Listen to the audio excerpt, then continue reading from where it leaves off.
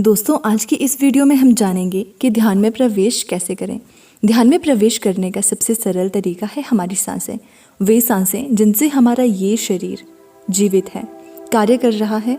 बिना सांसों के हमारे इस स्थूल शरीर में तनिक मात्र भी हलचल नहीं होगी, और जैसे हमारी सांसें होती है वैसा ही हमारा ये स्थूल शरीर रिएक्ट करता है।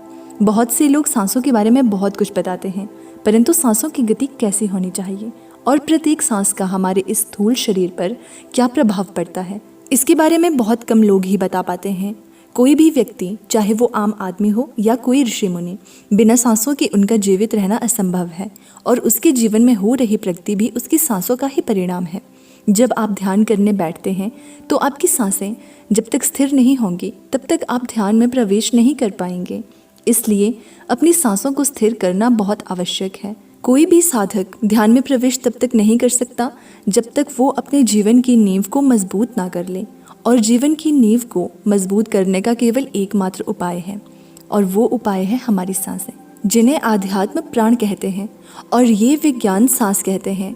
दोस्तों, एक व्यक्ति के लिए ये सांसें इतनी इम्पॉर्टेंट है कि इन सांसों से ही व्यक्ति को जीवन मिलता है, और इन सांसों की वजह से वो जीवन से दूर भी भाग जाता है। विज्ञान कहता है कि एक व्यक्ति जब तक सांस ले रहा है वो तब तक जीवित है, उसके बाद वो व्यक्ति मर जाता है। परंतु अध्यात्म कहता है कि एक व्यक्ति के भीतर जब तक ये सांसें चल रही है तब तक वो स्थूल शरीर में जीवित है। उसके बाद जब व्यक्ति के भीतर से ये प्राण रूपी श्वास निकल जाता है, खत्म हो जाता है, तब व्यक्ति सूक्ष्म रूप से जीवित होता है। यानी व्यक्ति कभी मरता नहीं, केवल उसका वास्तविक रूप बदल जाता है, क्योंकि ऊर्जा को कभी खत्म नहीं किया जा सकता है, नष्ट नहीं किया जा सकता है। ऊर्जा केवल एक रूप से दूसरे रूप में परिवर्तित हो सकती है, और हमारी आत्मा ये ऊर्जा ही है। बहुत से लोग कहते हैं कि यदि आप अपनी सांसों के महत्व को समझ लो तो आप तुरंत समाधि का अनुभव कर सकते हो, परंतु बिना यम और नियम के व्यक्ति समाधि तक नहीं पहुंच सकता। एक व्यक्ति जो ध्यान कर रहा है उसके लिए यम और नियम का पालन करना बहुत आवश्यक है। यम और नियम का पालन करके ही आप ध्यान की गहराइयों में प्रवेश कर सकते हैं। केवल सांस लेने मात्र से आपको कभी समाधि घटित नहीं होगी। यदि कोई ऐसा कह रहा है कि आप अपनी सांसों को ऐसे परिवर्तित करके ध्यान समाधि में उतर सकते हैं, तो वो केवल आपको मूर्ख बना रहा है, क्योंकि आपकी सांसों के साथ साथ आपकी मानसिक स्थिति भी वैसी होनी चाहिए। किसी व्यक्ति की मानसिक स्थिति यदि खराब है तो उसकी सांसें स्थिर हो ही नहीं सकती। एक वासनाओं से भरे हुए व्यक्ति की सांसें कभी भी स्थिर नहीं हो सकती, और ना ही उसके भीतर से स्त्री के प्रति मोह को दूर किया जा सकता है। परंतु यदि व्यक्ति यम नियम का पालन करे तो उसकी वासनाओं में भी कमी आती है, और एक व्यक्ति की वासनाएं जब क्षीण होने लगती है तब उसके भीतर आध्यात्म का विकास होता है, और यही आध्यात्म का विकास उसकी मन स्थिति को बदलता है। जब आपकी मन स्थिति ठीक होगी तभी आप ध्यान की अवस्था में बैठ सकते हैं, अन्यथा आप कितनी भी कोशिश कर लें ध्यान की अवस्था में बैठ ही नहीं सकते। चाहे तो आप करके देख सकते हैं। ये बात बिल्कुल सत्य है कि जैसी हमारी सांसें होंगी वैसे ही हमारा ये स्थूल शरीर रिएक्ट करता है, क्योंकि इस स्थूल मूल शरीर का आधार ही हमारी सांसें हैं, जिसे हम प्राण कहते हैं। यदि आप अपने चारों तरफ नोटिस करो कि जो व्यक्ति ध्यान मेडिटेशन नहीं करता उसकी सांसों की गति तीव्र होती है, परंतु जो व्यक्ति ध्यान मेडिटेशन करता है, प्राणायाम करता है, उसकी सांसों की गति धीमी होती है। और आपकी सांसों की गति जितनी धीमी होगी, आपके अंदर आध्यात्म के विकास के साथ साथ आपकी उम्र भी थम सी जाएगी, क्योंकि हम जितने ज़्यादा श्वास खर्च करते हैं उतनी ही आयु हमारी कम होती जाती है। क्योंकि जो भी व्यक्ति इस मृत्यु लोक पर जन्मे हैं वे दिनों, महीनों या वर्षों के लिए नहीं आए हैं, बल्कि इस प्रकृति ने उन्हें गिनकर सांसें दी है। और यदि हम अपनी इन गिनी चुनी सांसों को ऐसे ही फिजूल में बर्बाद कर देंगे तो कैसे हम अधिक वर्षों तक जीवित रहेंगे। ये सांसें हमारे स्थूल शरीर और हमारी आत्मा के बीच एक कड़ी का काम करता है, और इस कड़ी को लंबे समय तक बनाए रखने के लिए हमें अपनी सांसों की गति को सुधारना होगा। हमारी सांसों की गति प्रत्येक अवस्था में भिन्न भिन्न होती है। इसी गति को हमें स्थिर करना है। ध्यान में प्रवेश करने के बहुत से मार्ग हैं, लेकिन सांसों के द्वारा ध्यान में प्रवेश कर पाना सबसे आसान विधि है। ये विधि आसान उन लोगों के लिए है जो व्यक्ति ध्यान साधना कर सकते हैं, जो अपने सांसों पर ध्यान लगा सकते हैं, जो अपने नाभि पर ध्यान लगा सकते हैं, जो अपने इस पूरे शरीर पर ध्यान लगा सकते हैं। यदि आप ऐसा नहीं करते हैं तो आप इस वीडियो को मत देखें। सांसों से समाधि में पहुंचने के 3 स्टेप हैं। पहले स्टेप में आपको 10 मिनट तक ध्यान करना है, और ये ध्यान अपनी सांसों पर करना है। 10 मिनट में कम से कम आपको 70 से 80 सांसें लेनी है।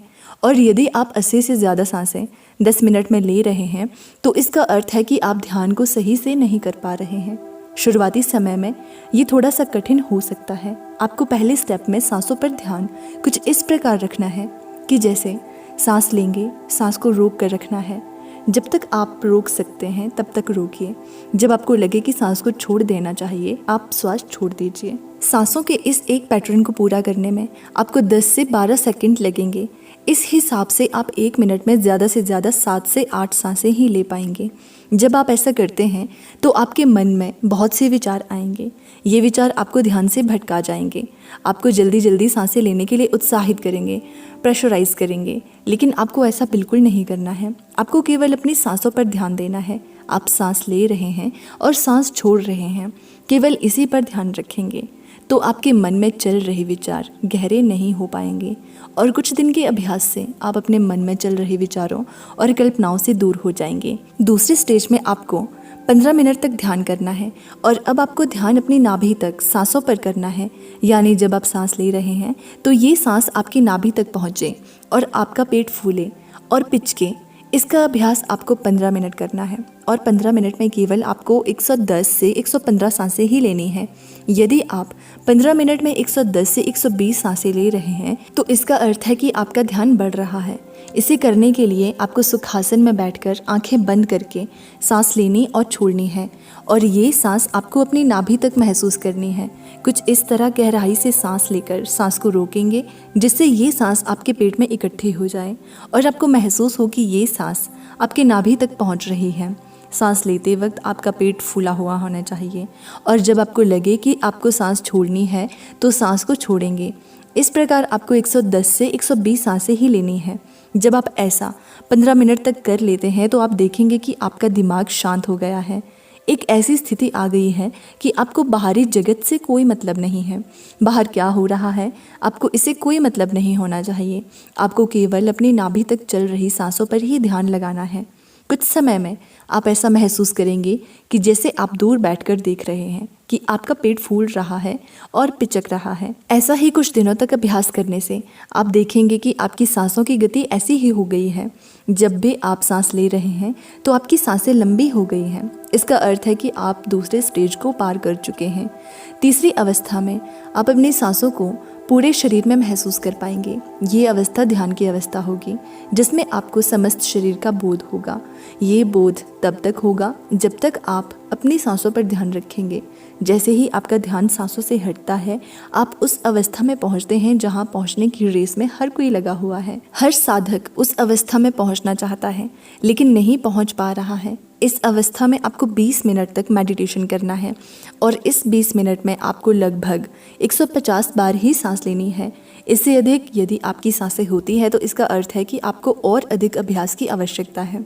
जब आप ऐसा अभ्यास कर लेते हैं तो आप पाएंगे कि आप एक ऐसी अवस्था में विचरण कर रहे हैं जहां आपके शरीर से संबंध हट चुका है।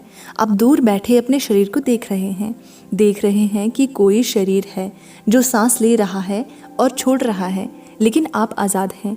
आपके शरीर में ना तो कोई पीड़ा है और ना ही कोई बंधन जो आपको उससे बांध रहा है। लेकिन इस अवस्था में प्रयोग करते समय आपको ये सावधानी रखनी है कि आपकी कमर बिल्कुल सीधी होनी चाहिए। कमर में कोई भी बैंड नहीं होना चाहिए, क्योंकि जब आप ध्यान की इस अवस्था में होते हैं तब आपके मूलाधार चक्र में उपस्थित वो प्राण ऊर्जा जो आपको समाधि का अनुभव कराएगी वो ऊपर की ओर गति करने के लिए तैयार हो जाती है। और ये ऊर्जा जब गतिशील होती है तो ये आपकी रीढ़ की हड्डी के सहारे, जिसमें आपकी शिशुमना नाड़ी विद्यमान है, उसमें भरे लिक्विड को ऊपर की तरफ फोर्स करते हुए आगे बढ़ती है। ये ऊर्जा आपकी मूलाधार चक्र से उठकर आपके स्वाधिष्ठान चक्र और मणिपुर चक्र से होते हुए आपके अनाहत चक्र, विशुद्धि चक्र और उसके बाद आपके आज्ञा चक्र तक का सफ़र करने को तैयार हो जाती है। यदि इस अवस्था में आपके शरीर में कोई बैंड है, कोई मुड़ा हुआ है, आपका शरीर मुड़ा हुआ है, तो आपका ये प्रयोग असफल हो जाएगा। इसलिए इस अवस्था में आपको इस बात का खास ध्यान रखना है। दोस्तों, ये अनुभव 100 साधकों में केवल 2 या 3 को ही हो सकता है, तो इसलिए आप अपने किए गए प्रयासों पर भी ध्यान दें। आपके किए गए प्रयास में कोई ना कोई कमी रह गई होगी। इसलिए आपके साथ ऐसा हो रहा है। परंतु जिन साधकों को अच्छे अनुभव होते हैं वे ये समझ लें कि वे ध्यान में आगे बढ़ रहे हैं। लेकिन जो साधक इसमें सफल नहीं हुए हैं उन्हें मायूस होने की आवश्यकता नहीं है। यदि उन्हें ध्यान करते वक्त परम शांति महसूस हुई हो, ध्यान करते वक्त वे स्वयं को देख पाए हों, आती जाती सांसों को साक्षी भाव होकर देख पाए हैं, तो वे ये समझ लें कि वे ध्यान में आगे प्रगति कर रहे हैं और धीरे धीरे उनके जीवन में भी ये समाधि की अवस्था जरूर आएगी। दोस्तों, इसका अनुभव प्रत्येक व्यक्ति को भिन्न भिन्न स्तर पर होता है। आपको किस स्तर पर हुआ है इसका अनुभव आप हमें कमेंट करके बताना। और इस प्रयोग को करने के दौरान आप अपने मन और शरीर को स्थिर रख सकते हैं और अपनी आयु को लंबा कर सकते हैं। बाकी इसके बहुत से फायदे हैं जो आप खुद ही महसूस करेंगे। तो दोस्तों, उम्मीद करती हूँ कि आपको वीडियो पसंद आई होगी। आप इस वीडियो को लाइक करना और अपने दोस्तों के साथ शेयर करना। चैनल को सब्सक्राइब ज़रूर कर देना।